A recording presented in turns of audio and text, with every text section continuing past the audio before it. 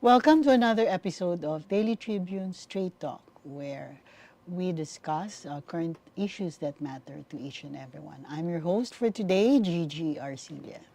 And I'm Chito Lozada. Watch Straight Talk on YouTube channel of the Daily Tribune.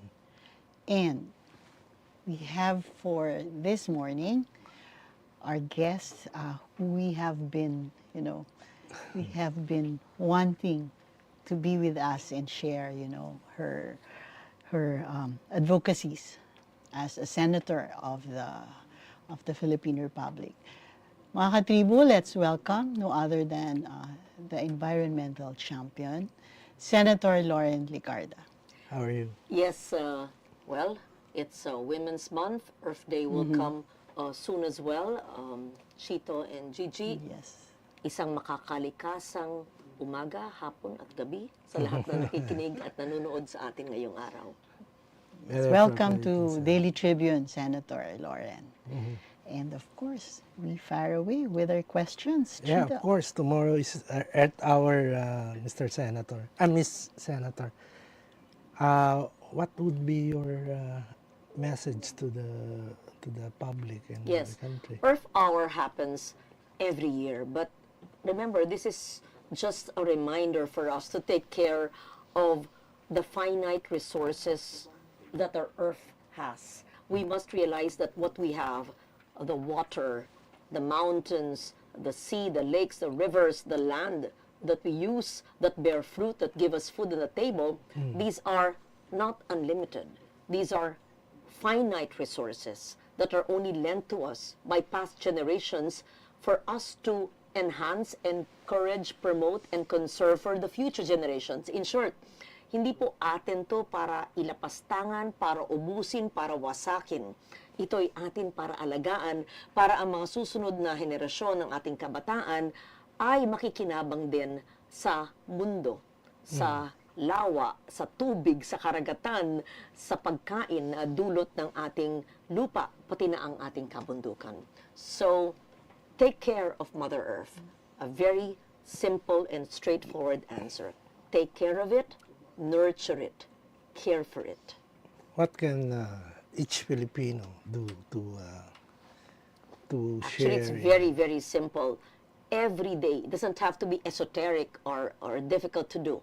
For example, kayo, sa opisina, sa studio, sa bahay, maghiwalay ng basura ayon sa Republic Act 9003, the segregation of waste at source, recycling, and composting. Yes. Ang aking kape, pag hindi ko naubos ito, tas konti lang, dapat yan itatapon mo sa halaman para yan ay abono o organic fertilizer. To ban the use of single-use plastics here in the office, to recycle the food waste so it will be part of the organic compost, to plant your own vegetables as if the space will permit, even vertical gardening in very cramped spaces, to buy local. Kaya ng suot ko, gawang barangay sa Antique dahil I support local. Ibig sabihin, nabibigyan ng sustainable livelihoods ang ating mga rural weavers at kababaihan. Ang ating tubig, ngayon, El Nino, tag-init, mahirap ang tubig, ay kailangan meron tayong rainwater collectors. Yan ay ayon sa lumang batas bago pa ako maging senador. So, simpleng mga bagay hiwalay ng basura, magtanim ng gulay, nakakainin sa araw-araw, mag-imbak ng tubig, and recycle water, and banning the use of single-use plastic. Tapos yung mga magaling sa social media, yan, kayo, napakadami niyong following. Pag-usapan ang mga bagay na ito. We talk about the environment, sometimes advocacy, as I said, esoteric, mahirap intindihin, pero kung himayin natin sa mga pang-araw-araw na gawain, lahat ng ilaw nito, after the studio interview, we walk out, ensure that the lights are all closed. Air conditioning should be to a certain degrees, even in malls, for example, para yun ang akma sa balat ng tao at hindi rin sayang na masyadong malamig.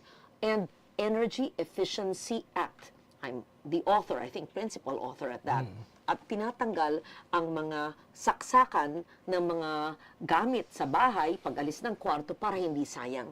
So all of these are day-to-day activities or actions that can really reduce the impact of humans on the only planet we call Earth, our home. And remember, there's no planet B. We only have one home, and that is our Earth, our planet. There's no planet B. Pero Senator, you cited, several laws on environment, the waste segregation, the Energy Act, and all. But then, seems like, tulad na lang ng waste segregation, parang sa una lang, I mean, even if, nagsisegregate yung mga household, yung biodegradable from non-biodegradable, pero pagdating na naman sa collection, yung ating mga trucks, garbage collectors, Yes. I mean, they do not have their, yeah. Remember this, if we implement that law since January of 2001, so it's a 23-year-old law, if we implement it in every household, barangay level, the waste diversion, ibig sabihin yung mga solid waste na maaring hindi ilagay sa basurahan o sa landfill o sa open dumps, which is outlawed, na hindi na kailangan kolektahin ng basurero, garbage collectors, can be around 75%. If we strictly implement the Ecological Solid Waste Management Act, we can have waste diversion, making use of the waste, recycling, bote, lata, plastic, using food waste as organic fertilizer. What will be collected will be the residual waste, those that can't be recycled and those that can't be used as organic fertilizer, and that's only 20 to 30%. So residual waste, lata, will be collected by the garbage collector. That residual waste or lata will go to the landfill. You're correct in saying that parang hindi nagaganap. That's why the oversight function of the Senate, the oversight function of lawmakers to ensure that our laws are not just funded, but effectively and efficiently implemented. I'm very passionate about this because it's one of the first laws I authored in my first term as a very young senator in 1998, and it was passed in 2001. At the time, I was mocked, and some people would ask, why is this young senator legislating about trash? Fast forward the pandemic. Imagine a world, imagine the country, the Philippines, without the Ecological Solid Waste Management Law. How many dump sites, open dumps, will we have in Metro Manila, in other urban areas? Imagine if the RA 9003, Ecological Solid Waste Management Law, was not enacted by a young senator in 2001. That would complicated the danger that we face. Oh, imagine the impact on our health. Imagine the impact on our daily lives, on tourism, if you have open dumps everywhere. So it's a very important piece of legislation that must be implemented by every barangay, all 42,000 of it, Yes. by every home when possible. Yes. Yun lang yung when I go to other places, there's a law, but then, the segregation is not even Yes. widely practiced. So Chito, Yeah, and March is about to end, and it's Women's Women's Month. Yes. And of course, we have a very strong advocate of Advocate. women's rights in the person of Senator Loren. Yes, I'm very proud of, among the many pro-women measures that I've authored in my 4 terms in the Senate, but the anti-violence against women and children, the anti-VAUC.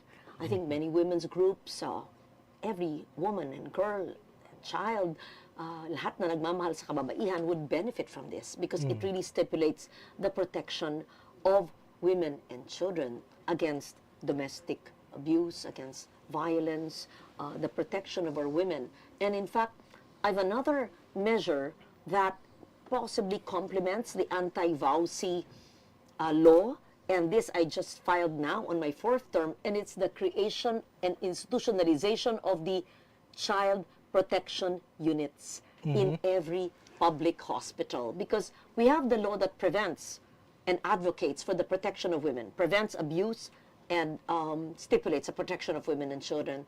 But when they're abused and when the law is violated, and we know it is, even if there's a law, there's still girls, women, children who are being physically, emotionally, financially, psychologically abused. Where do they go? So the hospitals must have that safe space.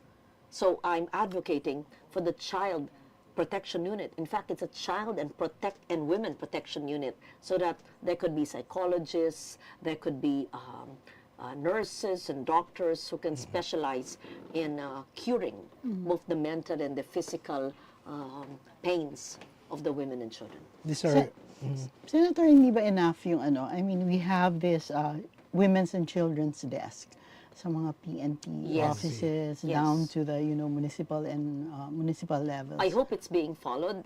There are some, and I know that many of our law enforcers have been trained for this, but to have them in public and even private hospitals na may takbuhan, and it would be a deterrent to those who abuse women and children. Pag alam nilang sa police meron desk, sa ospital merong ganyan unit, alam nila, oops, at tataas ang level ng kaalaman. We will increase the level of awareness. So, Senator, my last question on VAUSI. Kasi merong mga may mga men who say na bakit women lang? Bakit dapat meron ding violence against men? Oh, you know, that was, Gigie, that was the question when I was a young senator. I can't recall which senator said that, but obviously he was male and said, why is it violence against women alone? It should be also, how about the men? Because there's already an imbalance, an inequality. And if you legislate to protect both men and women, so the inequality is not cured. That was the same debate in 1998 until 2001. So what we did is we added children as well. But there was possibly a macho male who asked me that question, what about we men? Yes, but there's already a perceived and a real inequality. So how do you balance the inequality? By having a law that legislates and stipulates the protection of women's rights and children's rights as well. Because, Senator, meron akong, I know someone, eto seryoso, na parang he's a battered husband. Oh, then he can, there are other laws, of course, that can also protect him. I just can't recall any form of battery, regardless of gender. I mean, you have the right to complain and to file a case.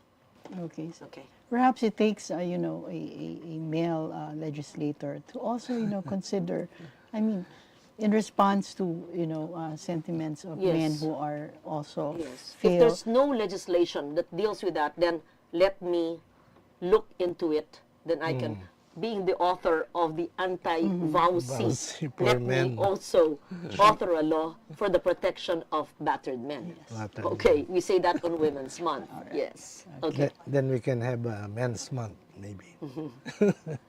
Okay, Chito. Yeah, recently the House has passed and transmitted the resolution of both houses to the Senate. How long do you think this would the process would take? We have our own resolution of both houses, RBH 6. Yes, ma'am. And that's the economic provisions of the Constitution.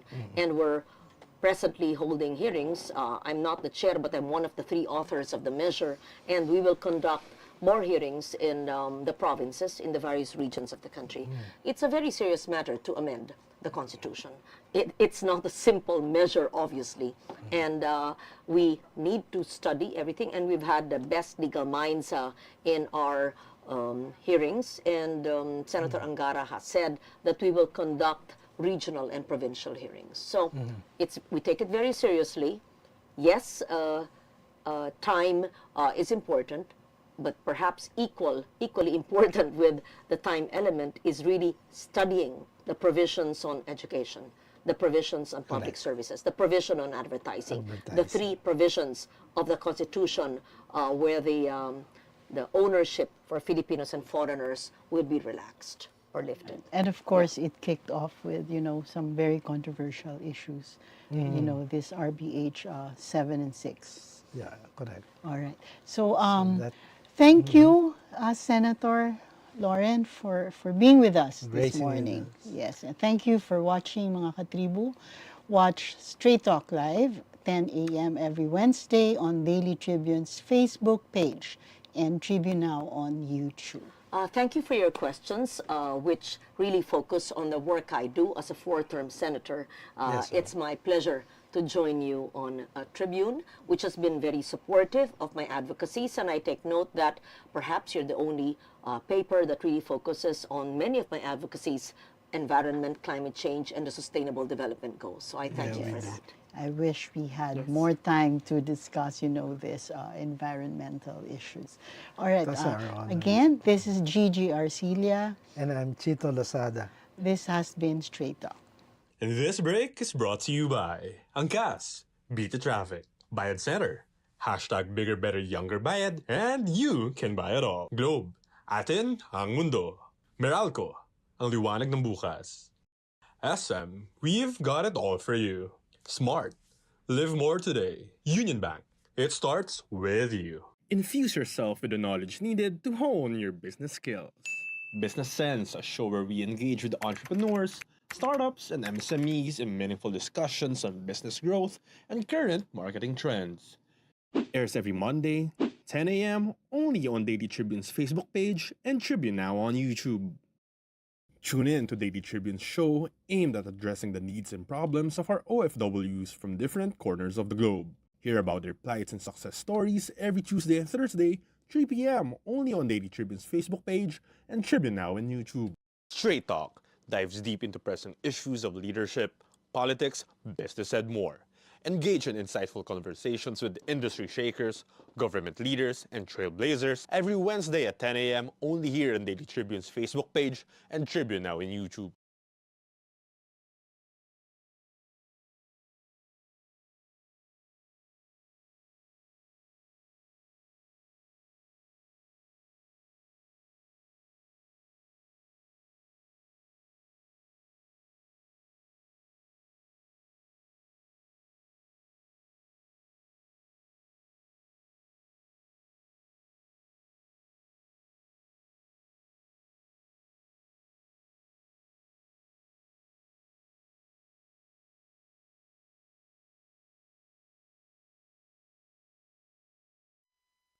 Yes, good morning mga katribo. Welcome to another episode of Daily Tribune Straight Talk, where we discuss important matters that are very important to each of us. This is Gigie Arcilla. Good morning, Gigi. I am Chito Lozada. We're live on Daily Tribune's Facebook page and Tribune Now on YouTube. And Chito, Yeah. in this morning's episode, we have have another. Yes, we have a very popular figure in the Yeah. country. He has been the governor of Ilocos Norte for Ilocos Sur. Sur. I stand corrected. Ilocos Sur for how many years? Actually, sabi niya nga kanina nakapabalik-balik siya as the father of the province. Yeah, and sikat din po siya for being an animal lover. Actually, meron siya chitong meron siyang domesticated na tiger sa kanyang bahay. Among Nakaka-amaze. other animals. Yes. And kwento niya nga kanina marunong magbukas, trained ang kanyang mga pets na nasa bahay. Yeah. Hindi na natin patatagalin. Ang dami nating gustong itanong sa President Emeritus of the League of Municipalities of the Philippines, the man himself, former Governor Chavit Singson. Welcome to Straight Talk. Go. Welcome to Straight Talk. Thank you at magandang oras po sa inyo lahat. Lahat ng nakikinig dito sa Tribune. Magandang oras po. Magandang oras ka ako dahil iba-ibang oras tayo. Sa ibang mundo, di Sa ba? ibang mundo. Facebook. So, Sa buong mundo kasi, Facebook. ano din sa social media si Gov. So, umpisahan na natin ang tanong, Gov. Actually, maraming tanong. At your age, tatanungin ko, kasi napakalakas niyo pa. You're still very much active. We see you everywhere. Ilan taon na po ba kayo? 41. 41. Oh, 41, kaya naman pala, Batang-bata. batang-bata. Kaya naman pala ang Tsaka lakas. single. Single. Yes. So, 41. Buti years malaman old yung And single ako. available. and single. Okay. So, Gov, you're a friend of ating People's Champ, boxing People's Champ, si Manny Pacquiao. Mhm. And your son is an enthusiast ng boxing. Sa tingin nyo ba, meron na kayong napupusuan? Meron bang, palagay nyo, may susunod na magiging Manny Pacquiao? Meron Sa isang kalibre. tao na boxer from Davao. Nagpatulong sa akin dahil nagpapanalo siya sa Asian countries. In fact, nanalo siya sa Australia. Doon ko lang siya, hindi binigay yung premyo niya. Ganun. Sabi niya, wala na akong pag-asang umangat kung dito lang ako lumalaban. Kung pwede, nakikiusap kami na tulungan ako na makalaban sa Amerika, sabi niya. So, agad-agad, tutulungan kita ako. Lahat ng premium sa'yo, hindi ako mamumursyento. Ako bahala lahat. So, pinadala ko. Kinausap ko muna yung promoter sa US. Si Bob Arum, dahil kaibigan ko eh. Marami akong mga promoter doon. Agad-agad naman na in-accommodate ako. Ipadala mo yung tape para panoorin ko. Hanapan ko agad ang laban because we have so many fights in the US, sabi niya. So, pinadala ko, binigyan ng laban. Walang talo rin yung kalaban niya, magaling. Tinalo niya. So, sabi ni Babarom, sa susunod, lalaban na kita sa kwan, eliminator. Eliminator meaning, dahil wala pang talo eh, ilalaban din niya sa walang talo doon. Kalimutan ko ang pangalan. Itong boxer, si Charlie Suarez from Davao. Charlie Suarez. 15 or 16 fights, panalo lahat. 9 ng knockout. So yung kalaban niya, maganda rin ang record. Wala rin talo. So tawag doon, eliminator, kung sino manalo, siya nang lalaban sa champion sa US. Amerikano yung... Amerikano, Mexicano. At saka ano. Nanalo sa Texas. Hindi sa Texas, nakalimutan ko, sa US. Then susunod na fight na, yung eliminator ngayon, sa June, Charlie April 13. Next. April 13. So, pinadala ko na ron, nag-ensayo na, libre lahat. Kako, lahat yung premium sa'yo, kako, tulong ko sa kanya. Pero kahapon lang, tumawag sila na parang natakot yung kalaban. At umatras. So, nagkagulo doon, ang ginawa nila, pumili sila ng siyam yata na pagpipilian na lang. Kasi sino dyan, pwede mo na labanan, pwede hindi. Pero sayang naman, nandun na. Kako, labanan mo na magsisino. Yung eliminator fight will be in June, July or June. So, wala na yung April. June na. No, may laban pa rin May sa 13 pero iba ng kalaban. Namili na siya sa binigay na pipilian niya. I think ang napili nila is Luis Correa from Mexico. Laban lang yon na hindi na elimination, eliminator fight. So yung eliminator fight, kung manalo siya sa June or July or August, pagpipilian nila yon. Depende sa availability yung kalaban niya. So, very Ngayon, kung manalo doon, sisikat na siya talaga. So, very promising pala to si... Very promising, si, yes. Magaling din. Charlie Magaling. Suarez. Bantayan niya yung Charlie pangalan. Suarez. Charlie Very Suarez. promising. So, is it just boxing na binibigyan nyo ng all-out support? Hindi naman, hindi lahat. Pati lahat yung nag-aaral na mataas ang grade, tinutulungan ko. Kasi sino, hindi ako namimili. Kasi yung merong yung magandang May kinabukasan. Pagka mataas ang grado, may kinabukasan. Yun ang ano ko. Parang tulong. Pero ayaw kong tulungan yung mababa. Wala kang pupuntahan doon eh. Babang grade eh. Kasi kung tulungan ko yung matalino, parang asset sa ating bansa eh. So, no questions asked. Basta mataas ang grado, kung saan niya. Pinapadala ko yung cheque ko sa university, kung saan mang probinsya. Maynila, Baguio. Gov, lahat ba ng humihingi ng tulong sa inyo, wala kayong tinatanggihan? Basta mataas ang grado as far as education is concerned. Yun ang priority ko. So, kahit hindi from Ilocos. No, yeah. Mas hindi tiguro. mabibilang nyo na po ba? Ilan na po? Hindi ko na mabilang sa dami. Libo. Libo na. Libo. Chito, May mataas ba pa- grado mo? Baka pwede natin Lampas na ako sa... lampas na sa But iba. marami na akong napag-graduate. Pwede rin At siguro. tinutulungan ko rin sila makapasok sa trabaho pag-graduate. May abogado, may doktor, lahat. Kaya pala ang mga balita ay napaka isang philanthropist, ito Philanthropist. si Gov Chavit. May foundation ba kayo? Bob? Ha? May foundation ka? Meron, pero bala kong ilipat sa mga organization ng mga madre. Para may mag-take over, silang bahala na lahat later on. Pupunduhan ko. Magandang ano yan. Napaka-inspiring. So, etong ating mga kabataan na hindi kayang makapasok ng kolehiyo ay nandyan si Governor Chavit para bigyan kayo ng